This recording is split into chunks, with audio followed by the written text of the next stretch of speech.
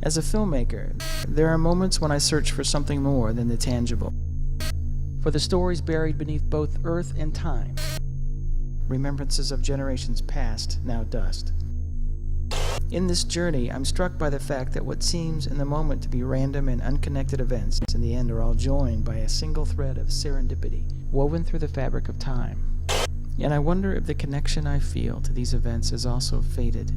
Like players on a grand stage, are the spirits like masked actors playing out their roles, or are they breaking from the scene and trying to communicate with us directly?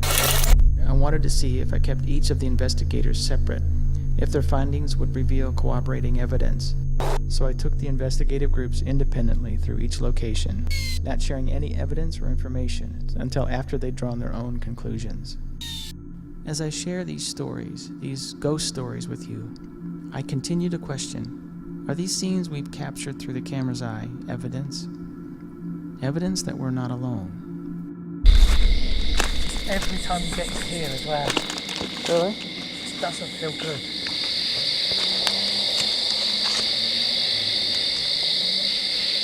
I'm not sure about the last bit. Almost sounds like a growl, doesn't it? You hearing that?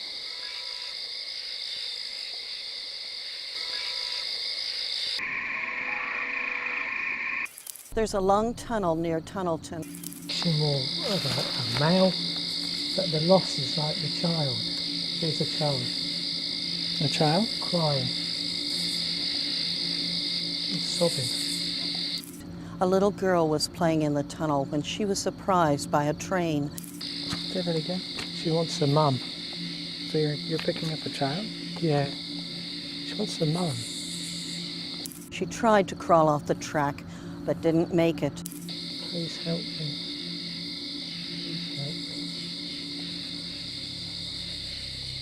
How old is the child, do you think? She's not old. I don't know, maybe 6, maybe 7. That sort of age. They're quite young. There are those in the area who say they have seen her spirit playing at the entrance to the tunnel. She doesn't know where she is. There's something else as well, something not nice. I don't know what it is.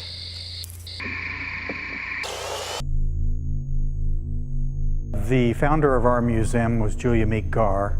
In 1930, she founded this museum, and she was a world traveler. We know she was overseas at least 7 times prior to 1929, which is very early for traveling. And she went to Egypt and ended up buying a mummy. Our basic procedure is to go into an area we believe may be actively haunted. Writing down some notes for our investigation, so that way we can go back when we do our evidence review and compare it to the notes that we have to see if there's any significant correlation. We always take notes in every location that we go to. Well, I come in a lot of times late at night to do the floors or early in the morning. I hear some noises that represents nothing that you heard before. And to begin our session with basically a time, date, stamp, location where we're at, and ask a series of questions regarding who they might be, where they're from, maybe how they died, a little bit about their lives. This is really interesting. What a lot of people don't realize is the Egyptian culture mummified people for 4,000 years. See, ours would date, post-date Tutankhamun. Approximately 3,000 years old.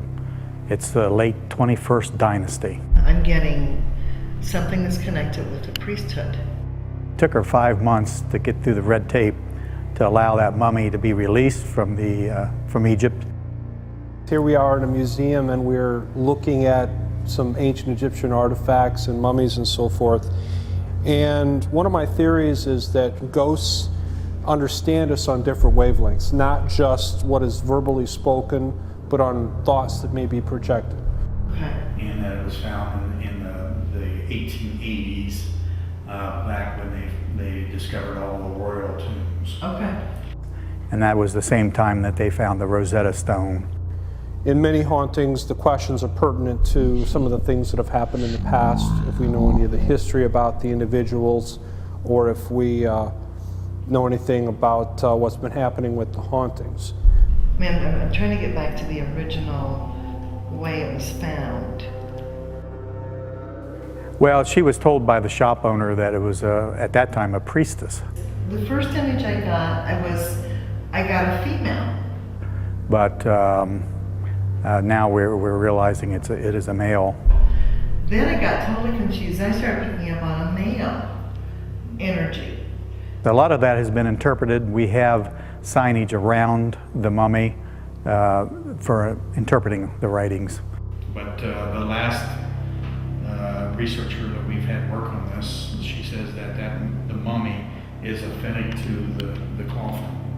It's mostly dealing with the gods that they believed in. I hear did you hear it? I hear something. The lid of our coffin has a wonderful prayer on the front of it. There's something about the death. Usually the name of the person that was mummified was put on the footboard of the coffin lid. That's why I see just a skull. Or I kept getting something about, just the bones. And ours is blank. Where the name normally would go, ours is blank. The one thing I do feel like I see green. I see something green and purple, almost like amethyst. And I see more like an amulet, like a protective piece of, what was definitely like a ceremonial piece of jewelry. Back in the late Victorian period of time, that some tourists just bought mummies to bring home as a souvenir. And of course, a lot of times they were not treated right, and they were unwrapped at get-together. Whatever this thing he had was very strong, very important to him that he wore. The one thing I've noticed with the people in the mummy area, it's particularly the school children, will not go into the room. And it's not like they can see the mummy. They have to make the decision to go into the room before they actually can see the mummy, and they won't go in the room. It's probably a 30 to 35-year-old male. The mummy process was to dry the body out. It took 70 days to do that. One of my theories is that ghosts understand us on different wavelengths. On different wavelengths.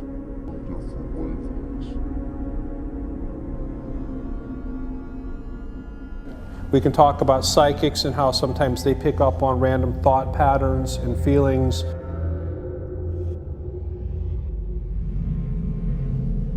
Whether it's emotions or whether it's some sort of a visual of something that's happened. It's easy enough, I think, for us to try and use thought patterns, in this case, to hopefully get EVP as far as the Egyptian artifacts go. From hundreds of miles away, Marilyn sensed an energy surrounding the group and connected with us via cell phone. I am going to consciously and on different levels link in with you while you're there. There's an energy that's running diagonal through that space. You need to kind of go to whatever the southwest area where the mummy is, and there's a vortex of energy right there. There were slight fluctuations in the southwest corner. It started swinging probably, 20 degrees, and it's not doing it now.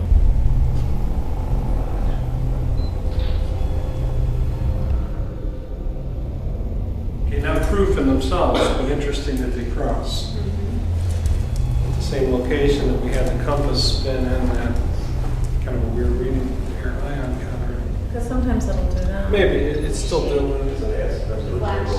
Obviously, whatever's there is not going to bridge the language barrier with us verbally, but if we can send, project our thoughts, perhaps then we'll get some sort of a message back.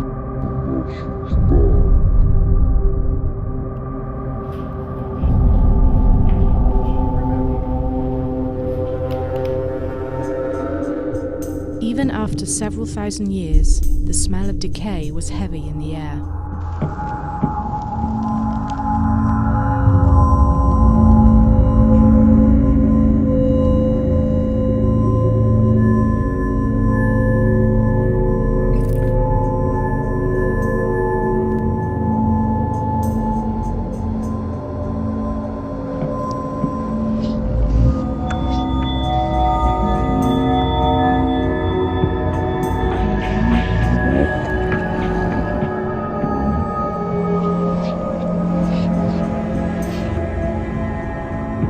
Organs out of the body cavity except for the heart, except for the heart.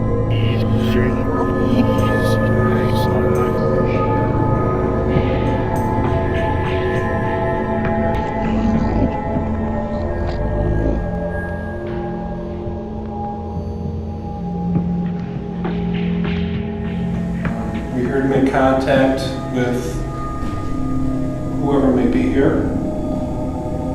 Can you tell us your name? Tell us who you are.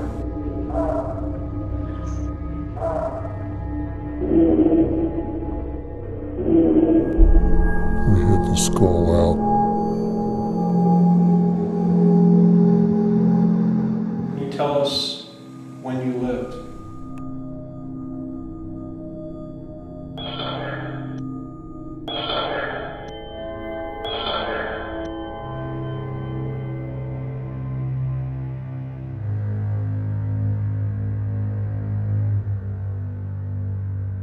What was your most prized possession?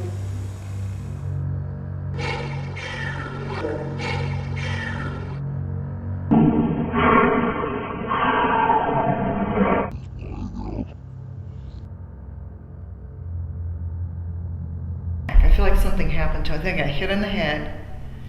I feel like there was some scuffling. When I came into this room, as soon as I crossed the threshold, it was right here on this side of my head, and that's one of the reasons why I was asking if anybody knew how this particular mummy died. There was some scuffling before his death. Both intuitives had the sensation of pain, pointing to a potential cause of death for this mummified soul. Anything else? Thank you. Thank you. Thank you.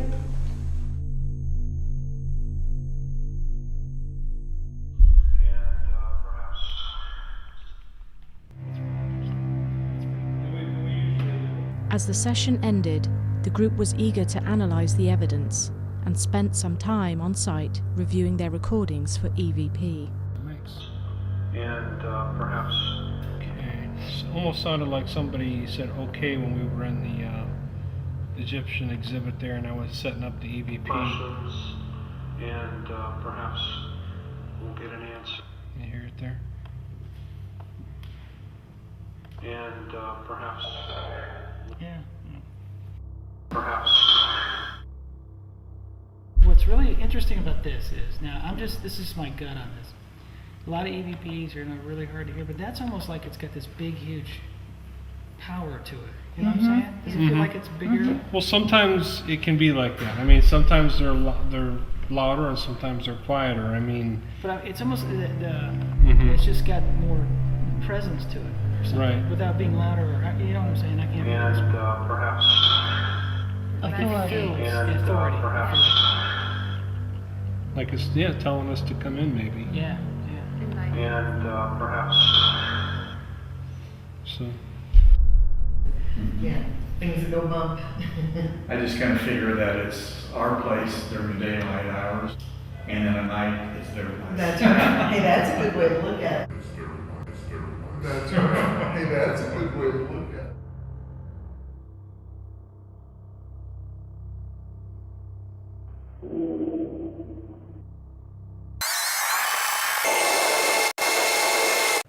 Anywhere I go, no matter where it is, no matter how old it is, I'm going to see orbs, things like that. Sometimes a full figure spirit walking by. Did you see that? The only thing that bothers me is if I walk in a place and I'm automatically feeling uneasy, I could feel the bad energy around, and if there's something negative there, then that's what jumps out at me. Michael started, I can't remember how old he was, and he would ask me, Mom, who's upstairs whispering? And that's when I knew he might have the gifts.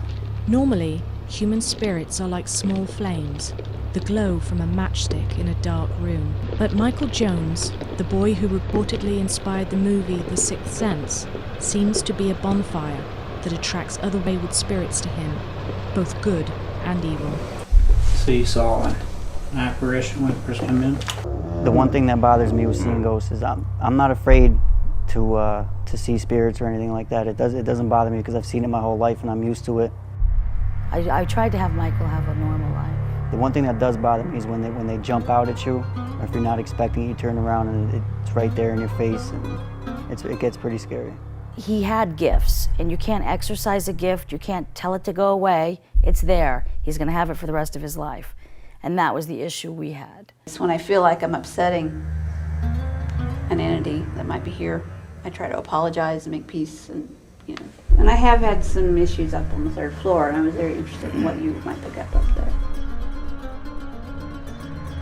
I was younger, I was in school, and I didn't want anybody to know about it because a few people knew, and I was called Ghost Boy, and people would just say that I'm crazy. Parents wouldn't let their kids hang out with me unless they wore a cross on their neck. I mean, Michael, he would go into a paralyzed state, and this would happen, and he would be in this state for like 6 hours.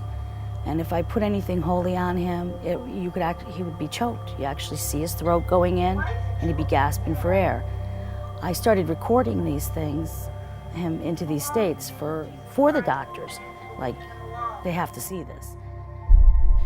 Michael was drawn to the 3rd floor to a room seldom used.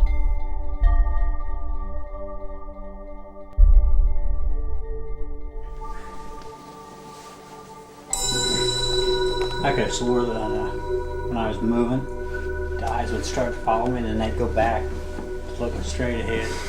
There's different things that scare different people. Sometimes just the atmosphere, when you go into a home where the demonic are, the evil, just total evil being present, that just permeates your body. It just, I don't know how to explain it really. It's just a feeling that you get internally. It's just really, you can't shake it. Did you see that? What? I could have. What?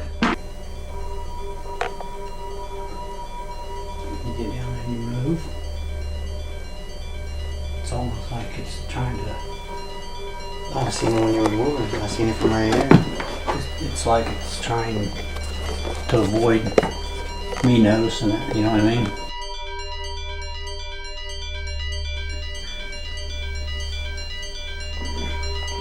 I could have swore that when I was moving, the eyes would start to follow me, and then they'd go back, looking straight ahead.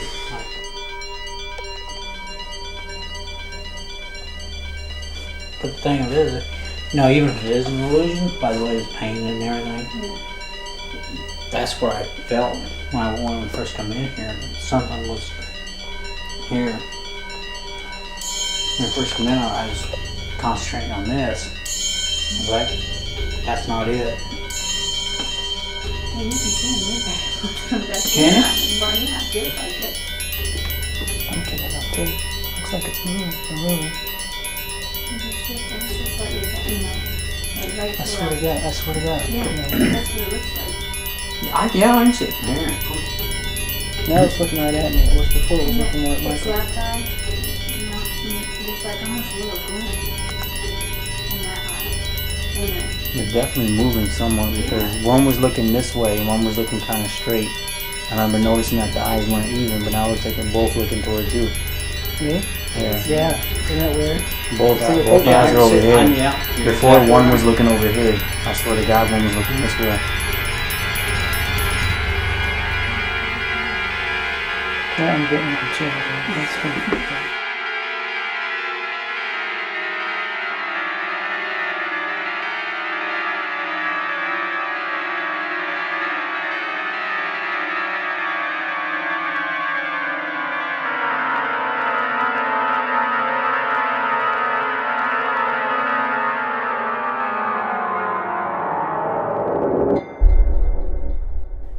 there's a lot of people that just don't understand it and are scared of it, and I wanted to wait till I was old enough and I was out of school to, I'm comfortable with everybody knowing about it.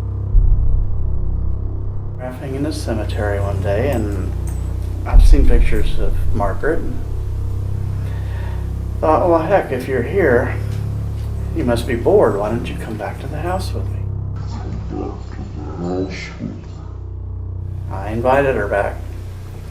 That night, she was in our kitchen.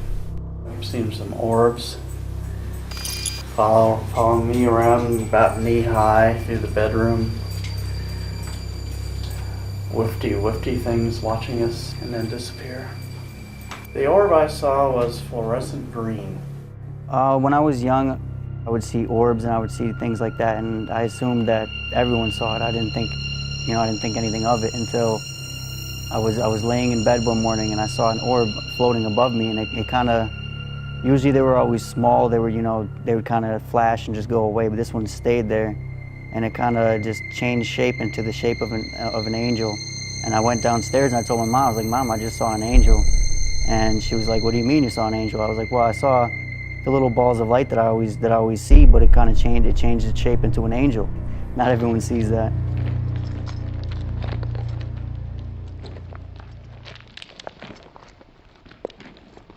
Oh, we went outside and we were picking up a lot of orbs in the pictures. It kind of felt something following us around. And I was looking in the shed, and I definitely feel a lot in the shed. I'd like to go in there. Spirits can inhabit inanimate objects as a place of refuge or as a staging point for an assault on the living at a later time. There's a ton of orbs in this that I didn't even notice. I just get a real eerie feeling from it, which, I don't know, it tells me that there's definitely something bad connected with it.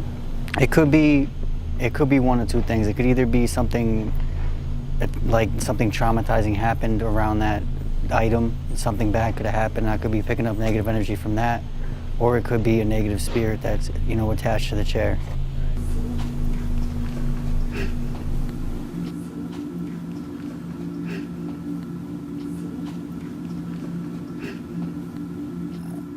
If I just see orbs or whatever, I don't really acknowledge it. I'm only looking for something negative, but something about that chair, I don't like it at all.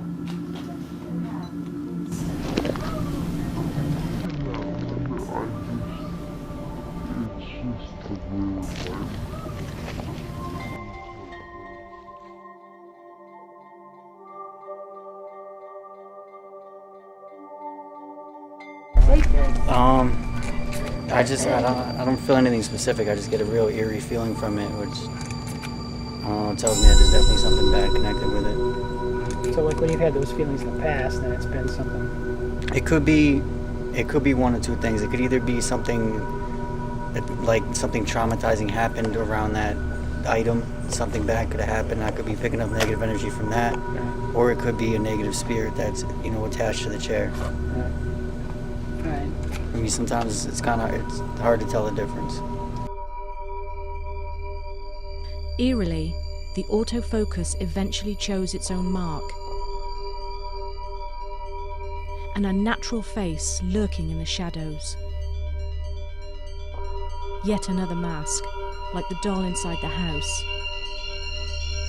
Yet another feeling of another worldly presence lurking behind those eyes.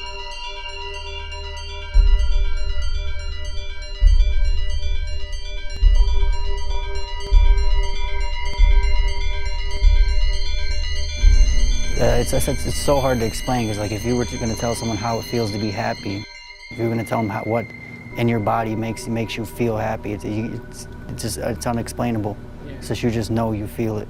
And when I was younger, I always felt it, and I had no idea. I didn't understand a lot of it. He's had one girl, I think she said she was killed in the bathtub, but she just wouldn't cross over. She was afraid, things like that. He tries not to talk to them. When they start talking to him, Michael just started, he lost his fear when he was about 17. I want to give everyone the benefit of the doubt, even if it seems like what they're saying isn't true. I don't want to automatically say I don't believe them or I think they're lying, because you really never know. You know, the spirits, if it's negative kin, they always can play games with you, you know, hide when people come, just so people don't believe them. And that same sort of stuff has happened to us before, so I try not to, you know, just push anyone away and say, I don't believe you. If they need help, even if I don't believe them, I'm gonna do whatever possible to help them. There's different things that scare different people. Sometimes just the atmosphere, when you go into a home where the demonic are, the evil, just total evil being present, that just permeates your body. It's just, I don't know how to explain it really. It's just a feeling that you get internally. And you know, sometimes I think that's worse than things you visually or hear. It's the feeling, because it sticks with you, and it kind of just takes part of you. I just have a feeling that when it's past 2 a.m., that's their time. And that might be a refuge for someone. If the spirit's kind of lingering around, it's going to want to be recognized. It's going to want you to notice that it's there, so it'll move things around, you know, try to show itself. The small things, it's not going to harm anyone. Some people it could be scary, some people just, you know, brush it off.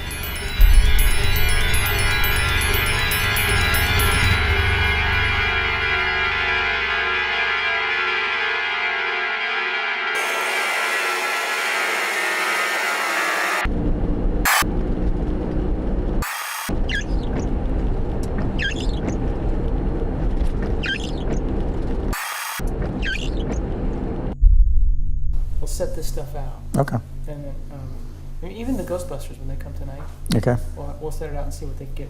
I think we won't tell them anything. We'll just maybe put this and that photograph and maybe the wife, those three together or something. Okay. Yet again, the story found us. Items were placed, the group was exposed to them, and the story of the hanging of Nathaniel Bates unfolded. I don't want to sit by this. What is this? It looks like an axe. The gentleman name was Nathaniel Bates. He was probably bringing a little money in, but I would guess not a lot.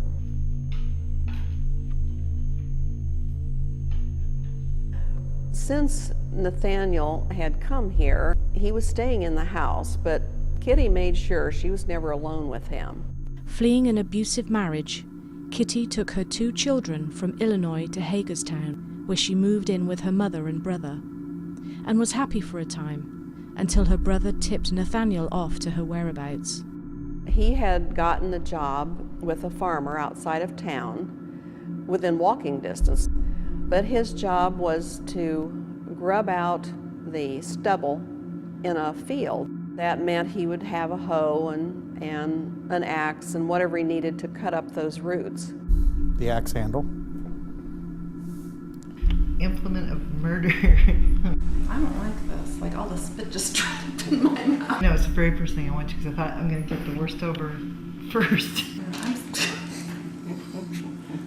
can pull that in here. A little after noon, he came back into town because he'd broken his axe.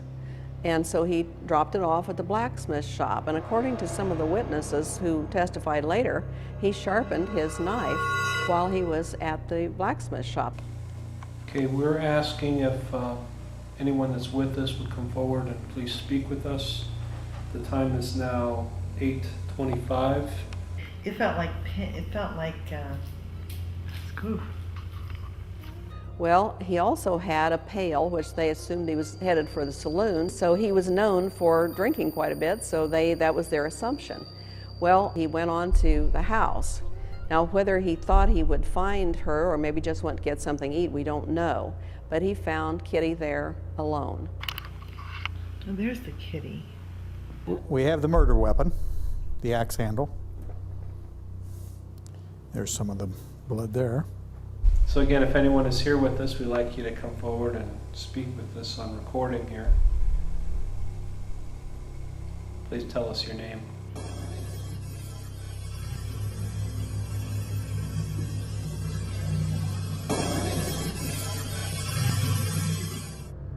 So he began to pester her about being his wife again, and she rejected him, and this is according to his testimony. And he became very angry. We don't know if he'd been drinking or not, but he became very angry, and he hit her with that broken axe handle, knocked her down, but he saw he hadn't killed her. What were the names of your children?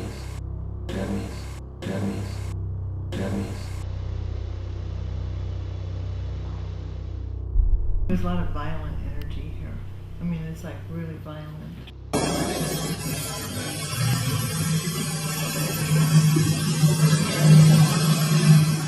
So he took his knife and cut her across the throat, and of course she died pretty quickly.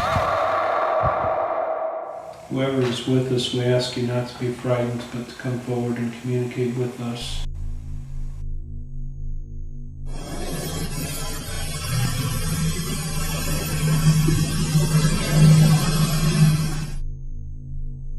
Are you somehow related to one of these articles here?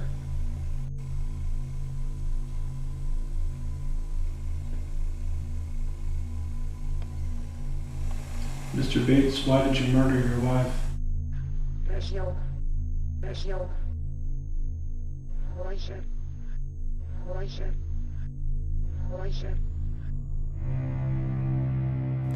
What he did was he killed his wife, used an axe handle, and then ended up slitting her throat too. He blamed it a lot on alcohol and family troubles. Mark talks about living with his wife and his two daughters, and they were all very happy and all that. But they moved the mother-in-law in with them, and from then on, the family didn't get along. You know, he had been abusive to her before, and a lot of times that kind of physical spousal abuse will accelerate until it becomes a murder. There's another story here beside what we know.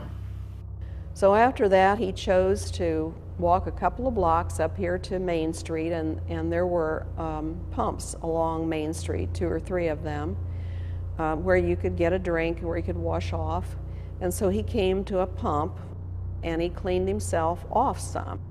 So then he walked on up here to, I think it was the barber shop, where was probably the hangout for some of the town loafers. And that's where he found Thomas Murray, the town marshal. And he said, I've just killed my wife. Do we have any Toms in the story? Well, immediately the town found out about it, and they wanted to lynch him. There's another angle to it all. Yeah, there's like another story. And It's kind of a story within a story. yeah. That's the way I would describe it. Yeah. Were there 2 deaths? There were spiritualists, there were groups of spiritualists at the time. It wasn't taken very seriously because there were a lot of churches also, but there were definitely people who believed in it and practiced. Kitty was not very well known in the town at that time. She was regarded as someone who was just, you know, had come to town, and she lived a quiet life with her mother. But immediately she became a heroine. There was such sorrow because there were 2 little girls, and they were pretty young children. So people felt sadness for the children.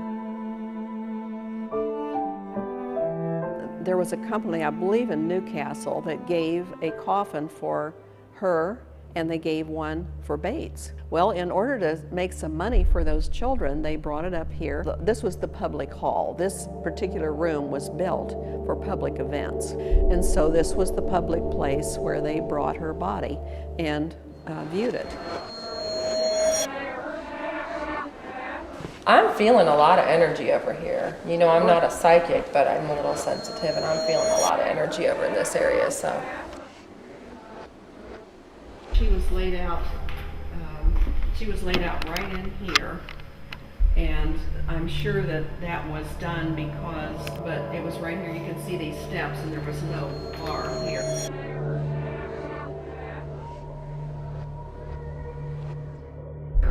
And she was on the floor, and then there were small things that they set the top of the casket on.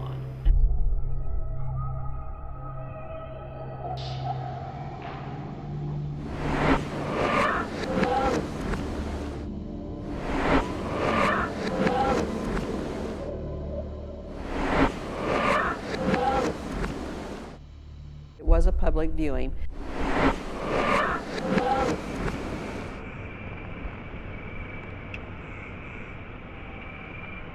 And then she was buried then in the afternoon out at the cemetery. May the 5th was when the trial began. Only took the jury a couple hours to bring in a verdict of hanging. These are the actual shackles that he had on when he was hung. The sheriff stepped up, making everything secure. The rope was placed around his neck, the knot coming just below the left ear. When this was completed, Turnkey Murray placed the black cap over the doomed man's head, the cloth hiding the face from the crowd. Bates said in a loud voice, "Goodbye to all you dear friends. God bless you all." Back in those days, people that were attending hangings were invited, and there's 135 invitations to come to the hanging. The execution of Nathaniel Bates, Richmond, Indiana, August 26, 1886. I believe they were just passed out. I've gone through the list. There's several doctors in there. There's 5 or 6 newspaper reporters. So it was all just people that I guess would be interested in attending a hanging. There was my poor wife, and she was good and kind. The priests bowed their heads, and Sheriff stepped back and placed his hand upon the lever, and with one quick jerk sprung the trap, which then fell with a crash. And the body of Nathaniel Bates shot downward 5 feet, the jerk breaking his neck. When the body shot downward, it whirled rapidly 5 times entirely around. He was the last one that was hung in a county jail. When the person was executed, they didn't die easy for some reason. It was not good. There was a quivering of the limbs and a trembling of the body that further startled the horrified audience. At 12:23, the body fell, and the record of the pulsations taken by Dr. Hibbard were as follows: 1 minute, 76 beats; 2nd minute, 132 beats; 3rd minute, 129 beats; 4th minute, 126; 5th, 124; 6th, 110; 7th, 102; 8th, 36, and scarcely to be recognized, 9 minutes 38; 9.5 minutes, no longer perceptible.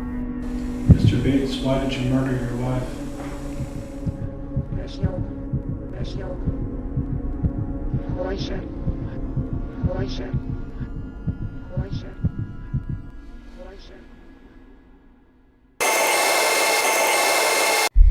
Michael's had 5 exorcisms, but that was to stop him from being choked, slapped, scratched, because sometimes something negative will come in, because spirits attract spirits.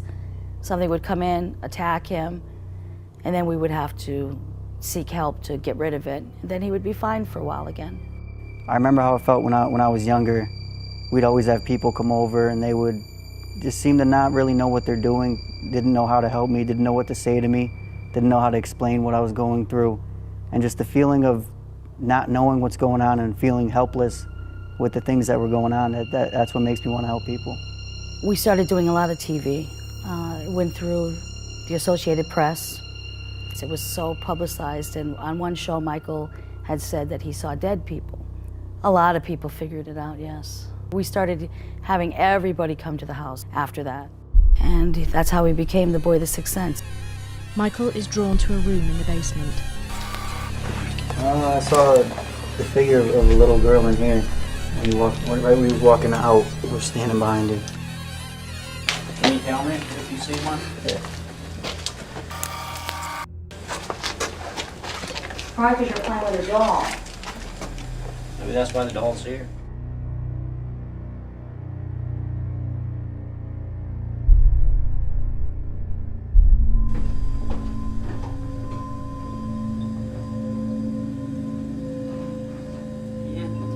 Is this your doll?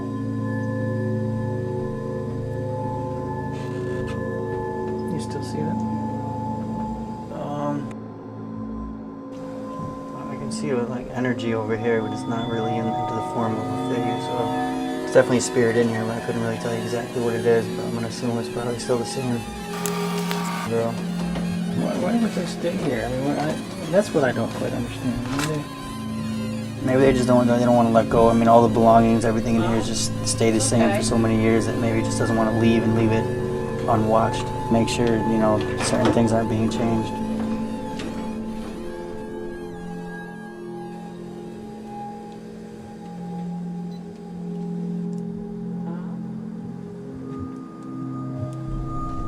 Nice orb, I've never seen one. Orbs are commonly thought to be spirit manifestations. Is this glowing ball of light the spirit of a lost little girl? See it a little clearer. Following his connection with the basement spirit, Michael studies a portrait that he believes resembles the girl he saw.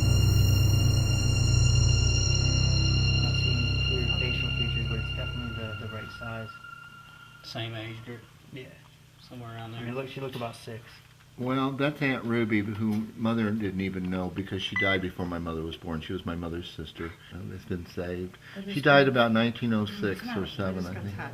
Mom just got touched. She's getting touched again? Well, maybe she's connected to these clothes. And the only thing left of her on this earth, I have here. It takes a lot of energy for a spirit to show itself in full form. It takes a lot less energy to show as an orb, but because of the fact that it takes a lot of energy to show itself, it's only going to show itself to you for a reason. I've had spirits show me how they were killed and, you know, details like that. That's what it looks like to us, but does it look like that to you? When I seen those, it was definitely the orbs. When I seen the full figure and I tried to take the pictures of it, the camera just kept flashing and would not take the picture. To witness that firsthand freedom. What a real active place. It's crazy. I guess I see it as a gift, but I don't really know how it is to live without it. And I don't feel too much different from anyone else because I'm so used to it, I'd feel normal as anyone else. But I think it was definitely given to me for a reason, and I definitely want to help people.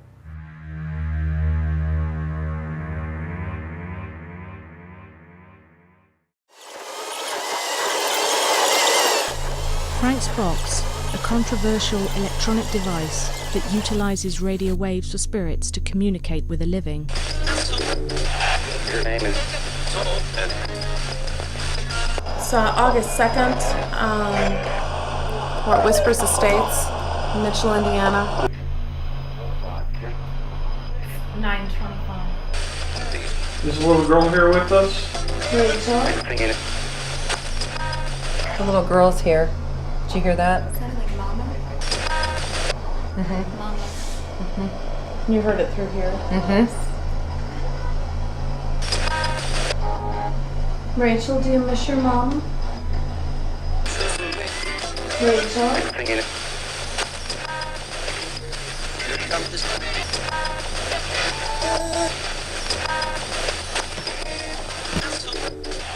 Your name is... My name is Mike. What's your name?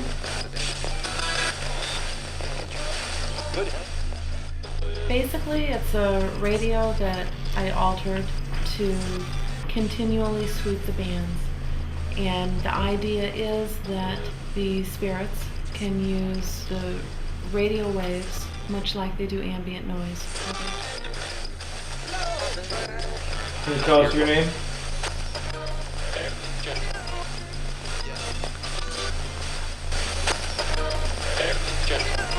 I mean, we don't consider it ultimate evidence. I mean, because some of that stuff we have to be very skeptical about as far as what we get on it. But sometimes I've heard some things with this that just cannot be as easily explained. You know? Yeah, so we have to be skeptical of it, and that's part of it.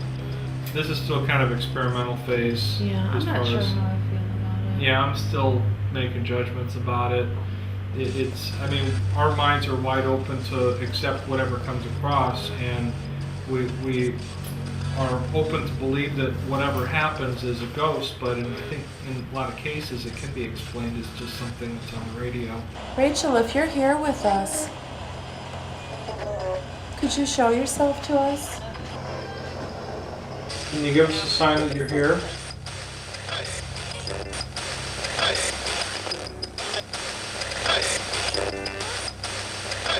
There's a lot of people that they say they're interested in it, but they don't really have the courage to stay a full night in a haunted house. I never told anybody this, but about 2 weeks before he left, he called our house, absolutely flipping out. Very emotional, bawling, I don't know what's going on, can you guys make it over? That was the last time we spoke to him. He said, I've got to get out of here. Strangest thing we ever heard from him, and that was it. Jared Marshall was the owner, and he had contacted the group because he had a lot of activity going on with him and his sister. You do EMF. Michelle, why don't you take temp readings, and I'll take your ion. Be careful going down there. It was so raspy, loud, and it was just horrendous. People were like curling up into balls down here.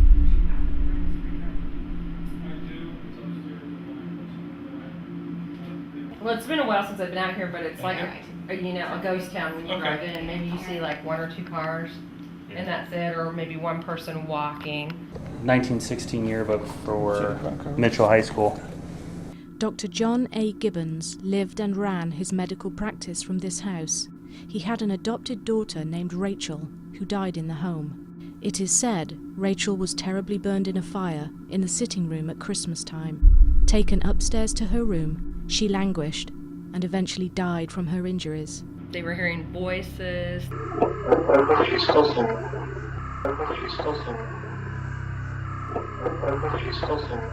Things were moving in the house. Somebody asked a question of an entity and asked them to respond, and we hear a noise that doesn't sound like a regular person saying something back.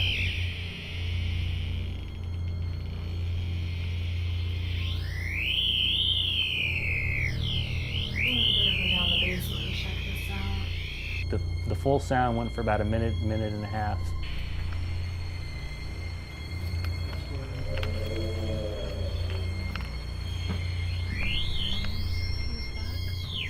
Is that in the house? And that's usually what happens before things start to happen. This clip was taken in July in 2007. The average is in the 0.8 to 0.9 range. There was about 7 of us here in the house. Quite a shift down here, though. It went from 1.5 and then up to 1.7. So we had cameras set up upstairs in the hallway facing the servant's bedroom. That far corner by the closet.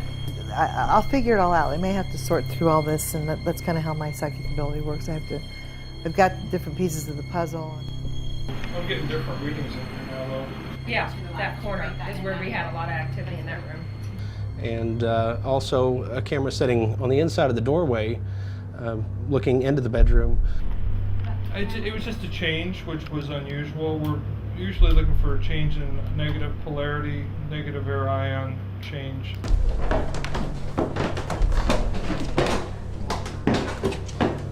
I don't know that there's anything paranormal that's going on, but it's unusual that the readings kind of changed in here a little bit. And what's interesting is that the dust started to sort of kick up. The place does not have central air. The fact that he was a doctor and there was a operating room and there were probably blood and guts and all kinds of things, horrific things that happened here in that arena back there. But it's more than that. You know, this is a heating vent that was sitting on the floor, but of course July it wasn't on. So there was nothing that would have caused any kind of movement that would kick up that much dust. Well, I know I heard footsteps upstairs. Do you feel her in here? Michael, can you see her? Already in there.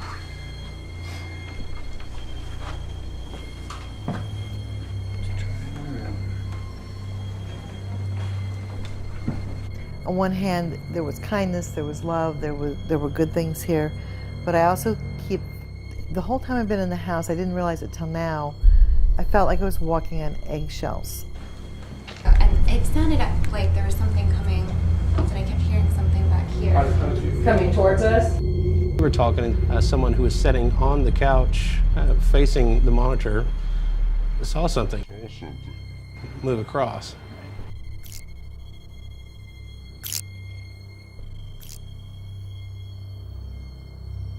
just sort of like a flash of light.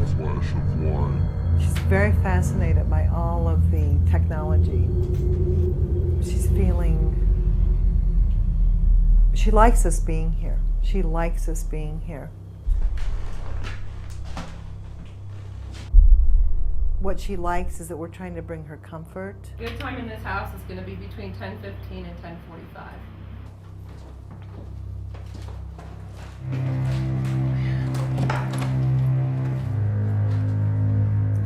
This is Rachel's room. For some reason, both times we were here, those were the hot times.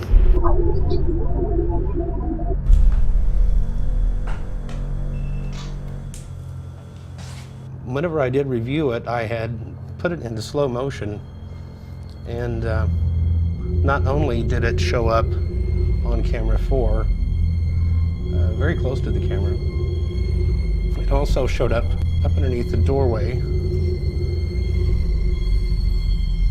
in the hallway view.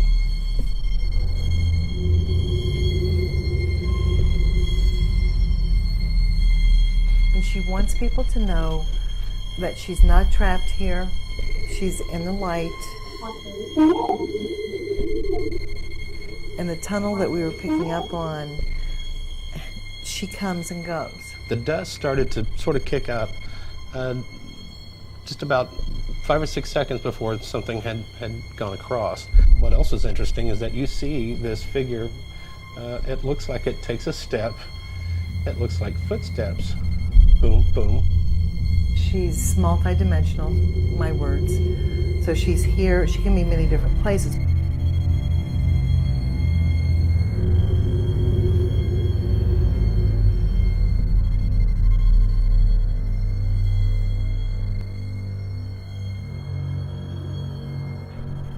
She's in the light, but she also loves this place. This was her safe haven.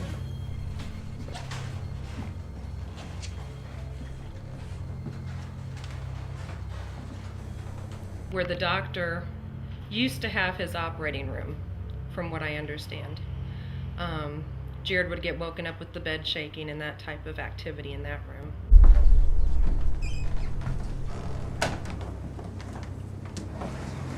People were getting grabbed when they looked up in the attic and that type of thing.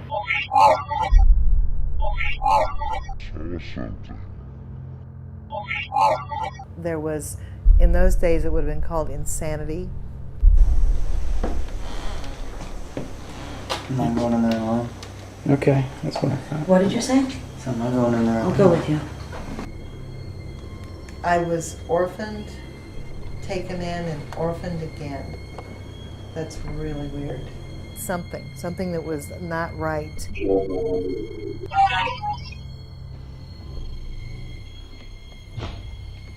She was trapped in her body because she looks very sick. And she looks very languishing. But that putrid, I can smell that putrid. And I feel, I'm back with the opiates again. They definitely gave her something for pain, because I feel like I'm in an opiated state. You're saying that's an anomaly or something? It's hard to tell. Yeah. I don't know. Could be. Everybody's worried. She was so frail, or she was so sick. She was like overcome. She's overcome. We might want to just kind of hang around there and do some EVP or something and see if we get something. But I'm almost convinced of it now as I've gone through the house and gone through the different experiences. And actually, at one point, I felt like I had to get out of the house. Let's go downstairs and we'll check that room out in here. I don't think that this is as far as you've made it through the house so far, right? Okay. Cool? Everybody cool? I can't see anything. Am I heading to the... Yeah, you're good. We're honoring her space, and that's what she likes. Because she's the gatekeeper. She's the gatekeeper. We were just talking about whether or not there was a disappointment room upstairs. Okay. And so when we feel her here, It's not because she's trapped because she died here. It's because she is this place and she is the gatekeeper, but she's in other places. I was orphaned, taken in, and orphaned again. Whoa. That's really weird.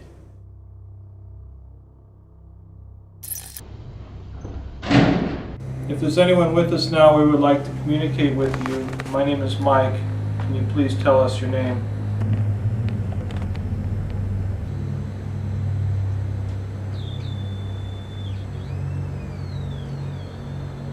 Do we have someone else with us?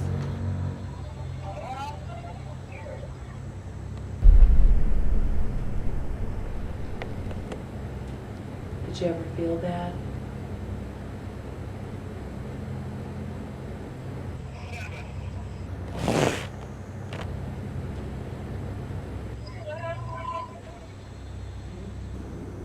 But maybe if we acknowledge them like we did, we're going to get, more back from them. Maybe they might even communicate with us. To me, what I was hearing seemed like they were intrigued by whatever was going on in here and kind of inching their way closer. I keep hearing like somebody's walking around. Yep. And it's been going on for probably a good couple of minutes.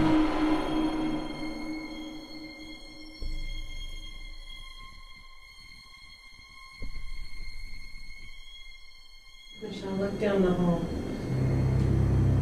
Straight down. Like move over here and look down the hall.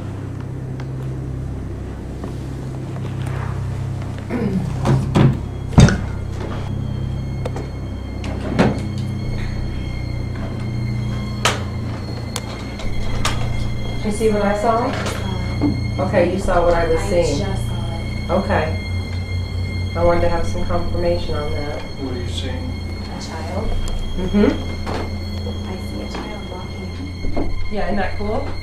I was hoping you were going to see it. I'm getting goosebumps. I too. Come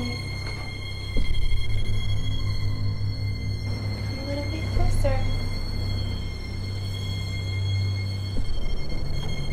Very cool. Thank you so much for showing us yourself.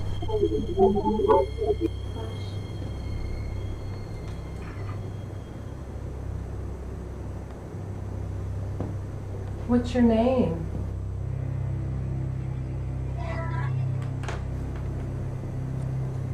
I can tell you're kind of shy. You don't have to be scared to talk to either one of us. Oh my goodness. You are so sweet to come and visit us.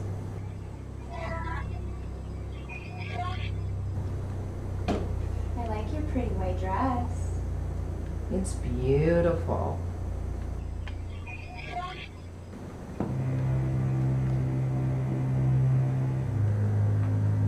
Oh, you're getting closer and closer. I can feel it. Oh no, stay with us. Stay with us. That was just the bed creaking. That was just somebody moving. It's okay. It's all right. Do you want to come play?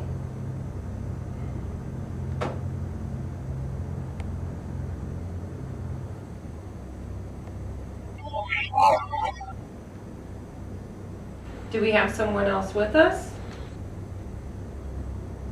Wow. Is there something that you wanted to tell us? Or were you just curious about what we were doing?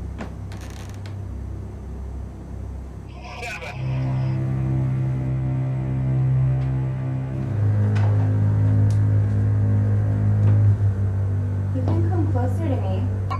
Is there somebody else here?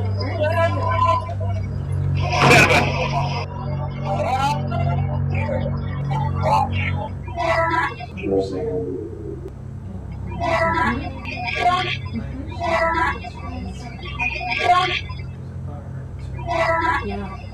I think she's still singing. It's very faint. Is she still there?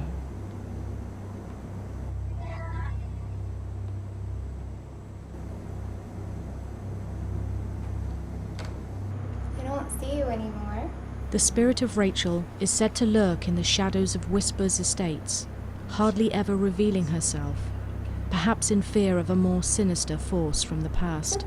That was one of the coolest things I have ever seen. Light face, and I couldn't get a lot of features out of her face, but she definitely had a white dress, and I just saw her at first peek out, and then while I was looking at the same time Shannon was, I saw her full body on. I don't see her anymore. She just peeked out a couple of times, that was it. And she looked like she was just creeping towards us then, slowly after that. And then I think there was some noise. I think the bed creaked or something, and it scared her, and she took off behind the wall. And then she would kind of come in and out from the wall. And after that, you know, we went to kind of check it out, and I tried to go closer to her. I think I scared her as I tried to get closer to her, and she took off and was gone after that. I also tried to do some singing to try and comfort her and get her to come out a little bit more, and I think that I actually heard her singing with my ears very faintly, just a slight, almost whisper voice, very, very faint, very shy, very like unsure, almost a tremoring kind of voice. And I believe that everyone else heard it too, so I'm hoping that we get it on our recorders and on video. I was seeing what I thought I was seeing. And when she saw the same thing, that made it even more incredible. I haven't seen anything like that since I was a 6-year-old child when I saw my grandfather. So, I mean, that was just an experience for me. And I think Michelle was even talking about the same thing. I had not seen anything like that since I was a little girl, and I actually saw my grandmother for several years when I was a child, starting from the time I was about 4 or 5 till about 9 or 10. And that was the first time I've seen anything since. Just the feeling that I got all over my body, just the goosebumps and the power that I felt going through my body when I'm seeing this. It was really amazing and hard to describe. And you kind of feel like if you move even like an inch, it's gonna go poof, and it'll be over, and you don't want it to be over. That's true. I was actually holding my breath, thinking I was afraid to make a sound, because she just seemed so afraid of us, or I don't know what she was so afraid of, just so unsure of being near us. Maybe she sees so many people in here, she doesn't know what to do.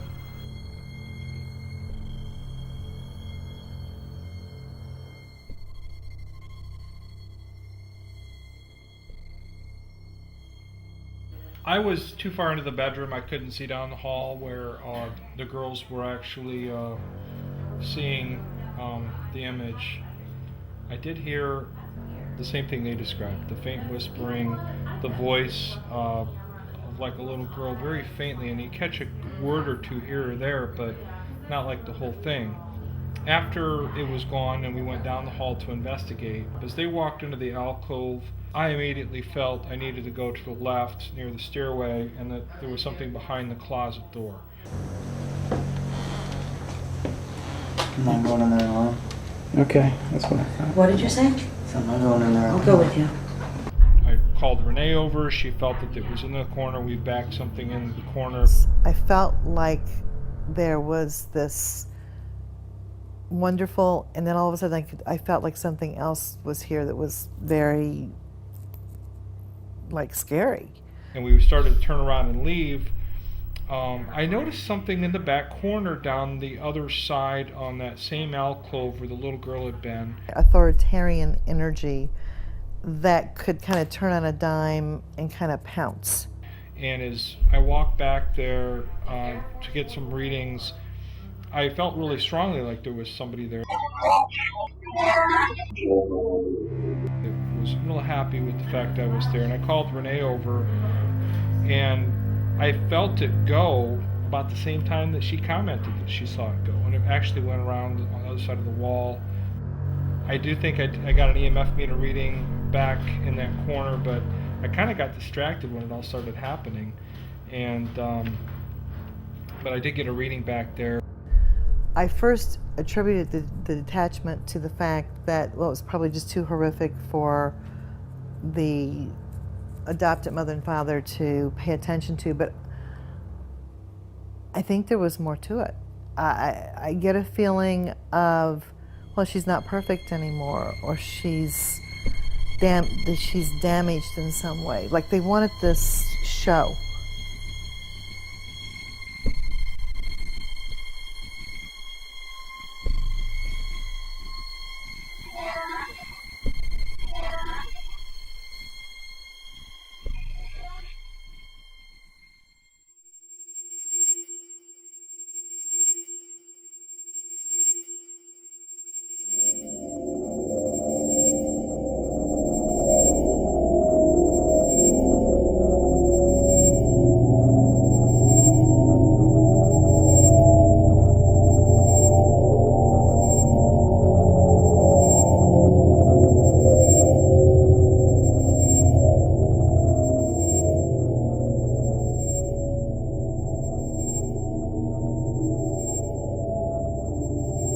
These voices of the past, to me, are the true storytellers, unmasking now what was buried by time.